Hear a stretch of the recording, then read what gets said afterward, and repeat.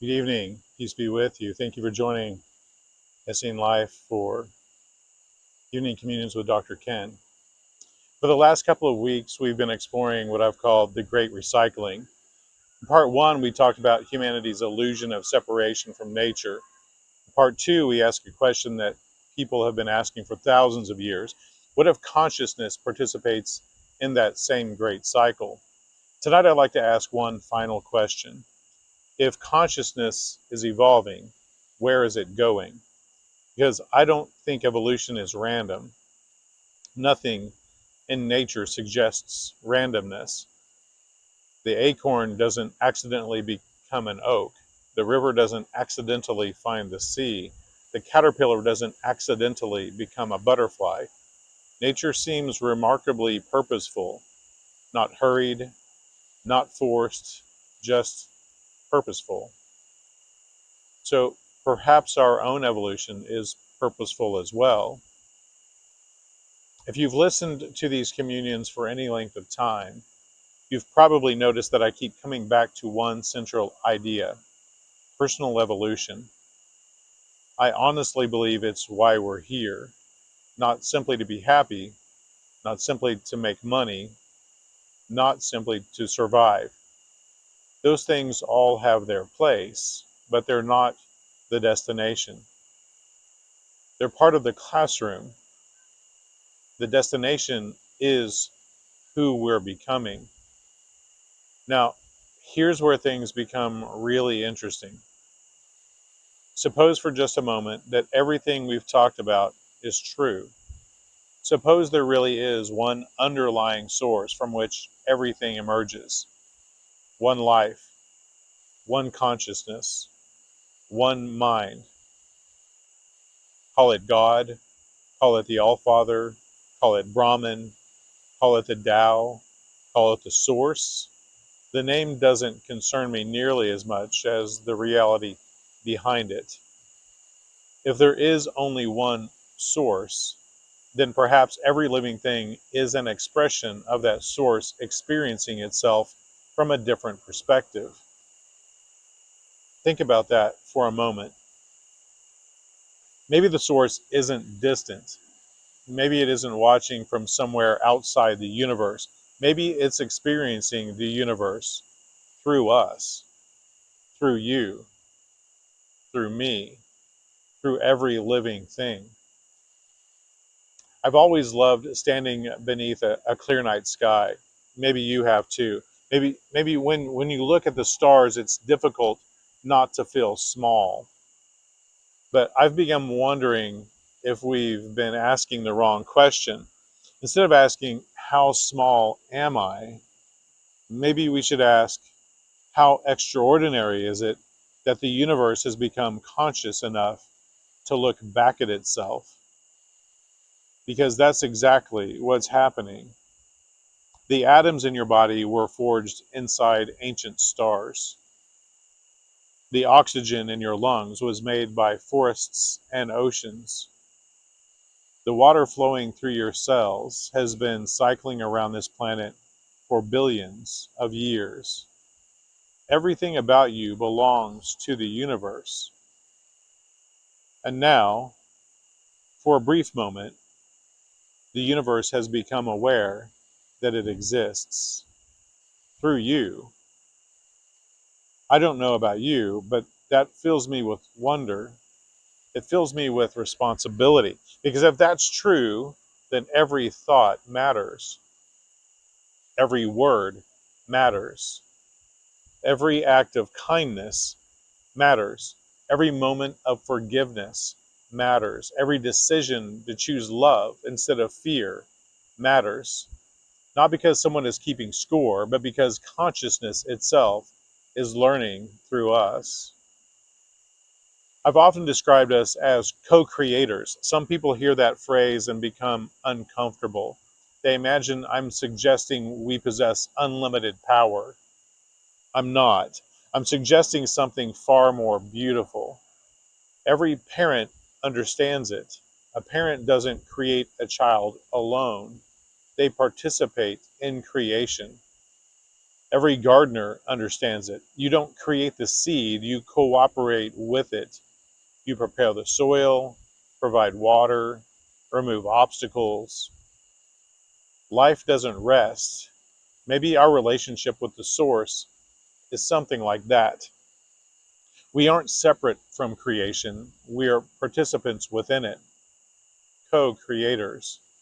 Every choice either contributes to greater harmony or greater fragmentation, greater peace or greater fear, greater love or greater separation. And every one of those choices begins exactly where we've spent so much time together these past months, in consciousness, in the thoughts we cultivate, the words we speak, the lives we choose to live. That's why I don't believe spirituality is primarily about what happens after we die. I think it's about what happens before we die. It's about becoming increasingly aligned with the source while we're still here. Every time we forgive, we return. Every time we choose compassion, we return. Every time we care for the earth, we return. Every time we become a little less arrogant, a little less fearful, a little more loving, we return. Not physically, spiritually. We begin remembering who we've been all along, not separate, connected, not isolated, belonging, not strangers in the universe, expressions of it. And perhaps that's what communion has always meant. Not waiting until heaven someday, but recognizing the presence of the source here, now, in this very breath, in this moment, in this life. When I was younger, I used to think spirituality was about finding the right answers. Now, I'm not so sure. I think it's about learning to ask better questions. Questions like, how can I love more deeply? How can I become more patient? How can I reduce suffering instead of adding to it? How can I leave this little corner of the world healthier than I found it? Those are questions that change us. And if consciousness really is evolving, then perhaps every sincere answer contributes to something far larger than ourselves. I've often said that I believe the world is a mirror, that every relationship, every challenge, every joy reflects something about our own consciousness. If that's true, then perhaps the entire universe is inviting us into deeper relationship, not simply with one another, but with the source itself. Not through rituals alone, not through beliefs alone, but through the way we live. Think about everything we've talked about together these past months. Technology is a test of our maturity. The world mirrors our consciousness. Peace isn't something we visit, it is something we become. Think before thinking. Authenticity matters more than appearances. Nature is our greatest teacher. Every one of those ideas points toward the same destination. They all ask us to become a little less fragmented, a little less fearful, a little less driven by ego, and a little more aligned with something timeless. Sometimes people ask me what enlightenment looks like. I don't imagine it as someone floating 6 inches off the ground. I don't imagine perfection. I imagine someone who has become beautifully ordinary, someone whose presence makes other people feel safe, someone who listens before speaking, who forgives more quickly, who judges less, who serves quietly, who walks gently upon the earth, who doesn't need to convince anyone of anything. because their life has become the message. I think that's what the founders of the ancient peace traditions were pointing toward. Not celebrity, not religious superiority, not being admired, becoming transparent enough that the light of the source shines through without distortion. Like a clean window, the window isn't the point, the light is.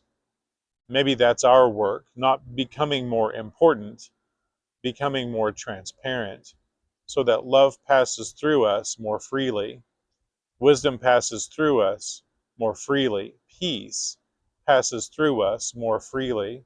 And if enough of us begin living that way, families begin changing, communities begin changing, cultures begin changing, not because someone forced them to, but because consciousness is contagious. You've probably experienced that. You've walked into a room where someone was deeply peaceful. Nothing dramatic happened, yet somehow everyone around them became a little calmer. The opposite is true as well. Fear spreads, anger spreads, resentment spreads, but so do joy, hope, compassion, and peace.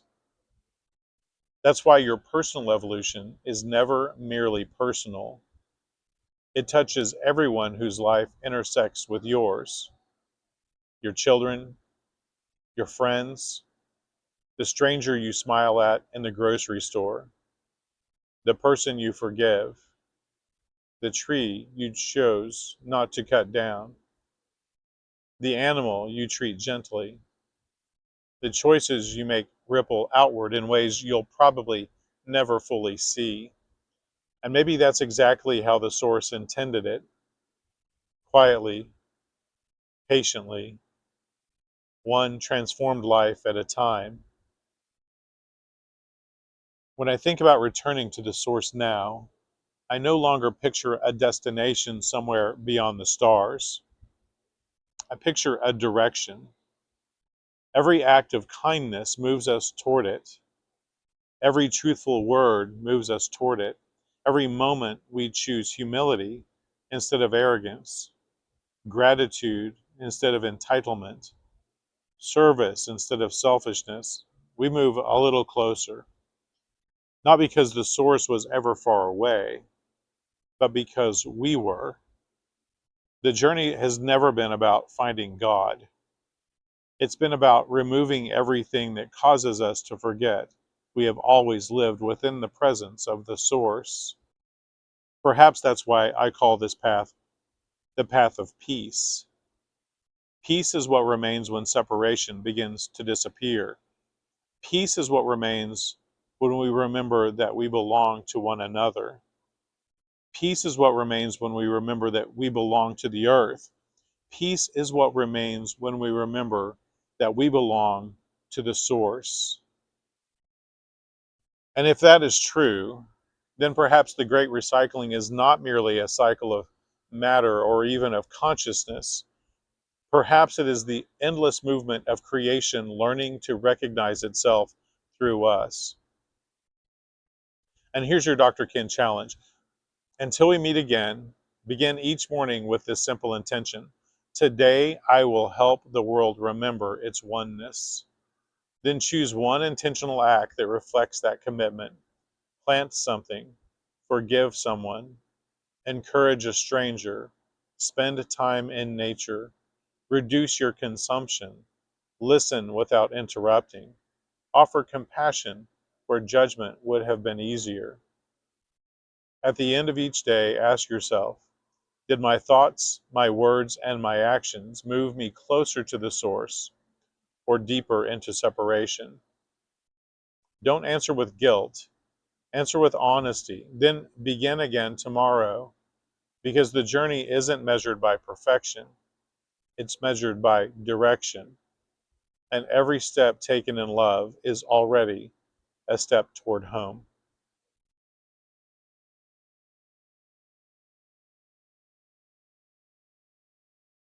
Thank you for joining me this evening. And until next time, Strive to be intentional in thought, compassionate in word, mindful in deed, simple, innocent, sincere. Peace be with you.